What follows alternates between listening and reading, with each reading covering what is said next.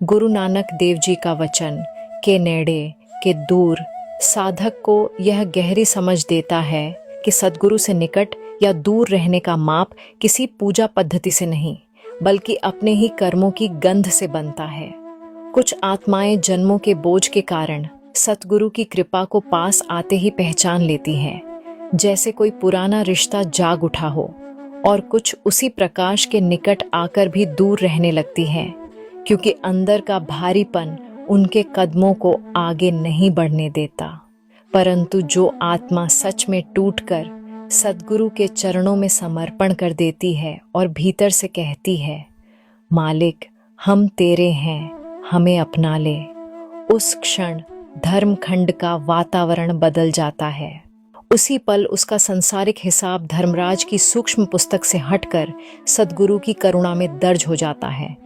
यह कोई कल्पना नहीं, यह वह वास्तविक परिवर्तन है जिसे साधक अपने भीतर महसूस करता है जब अचानक हल्कापन आने लगता है, जैसे किसी पुराने बोझ को उठा लिया गया हो। जन्मों के कर्म जो आत्मा को बांधते आए थे, सतगुरु की कृपा के सामने टिक नहीं पाते और साधक धीरे धीरे समझने लगता है कि यह मार्ग केवल परिश्रम से नहीं खुलता। यह वह पथ है जहाँ साधना तो साधक की है, पर असली भार सतगुरु उठाते हैं। धर्मखंड में यही सबसे बड़ा रहस्य खुलता है कि कृपा कैसी सुरक्षा देती है, कैसे भीतर की कांटेदार परतों को साफ करती है और कैसे आत्मा को उस पहली ऊंचाई तक ले जाती है जहां वह राहत, शांति और दिव्य निकटता का अनुभव करने लगती है। अब जैसे यह प्रवाह भीतर गहराता है, साधक उस अवस्था में प्रवेश करता है जहां उसका संपूर्ण जीवन ही स्मरण में बदलने लगता है। यह वह समय है जब दिन और रात का भेद मिटने लगता है, जब नाम बैठकर किया जाने वाला अभ्यास नहीं रहता, बल्कि सांसों में, धड़कनों में, चलते हुए, सोते हुए हर क्षण किसी मौन तरंग की तरह भीतर बहता रहता है।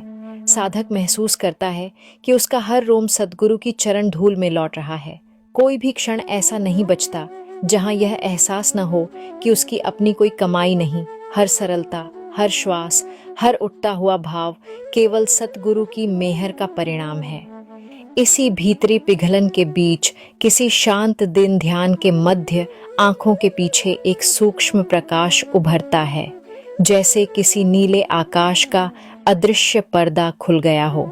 उस आकाश में कभी कोई शांत तारा झिलमिलाता है, कभी कोई हल्का चंद्र प्रकाश सा रूप सामने आता है, और आत्मा विस्मित रह जाती है कि जिस रोशनी को वह बाहर खोजती रही, वह तो इतने समय से भीतर ही छिपी बैठी थी।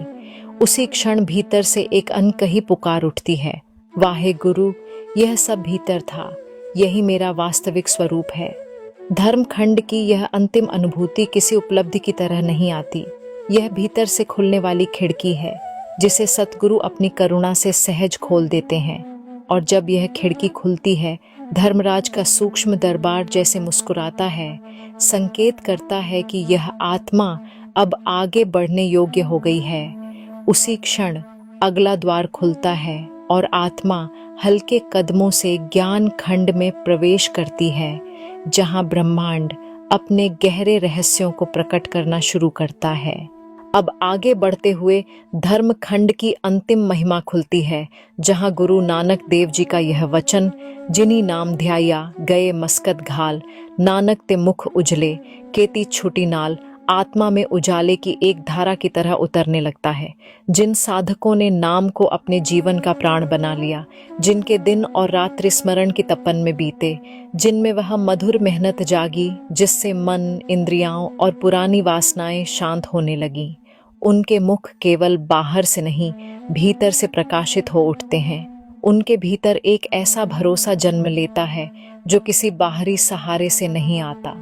ये सतगुरु की करुणा का सीधा स्पर्श होता है जो हर परत को हल्का करता चला जाता है।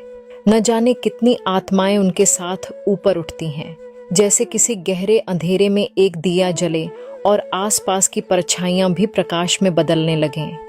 धर्मखंड का सार यही है कि जिसने अपने भीतर नाम की लौ जगा ली, जिसने स्मरण, विनम्रता और सतगुरु की शरण का मार्ग चुन लिया, उसकी राह कोई शक्ति रोक नहीं सकती। क्योंकि वहां कृपा स्वयं उतरकर भीतर की अंधेरी परतों को पिघलाने लगती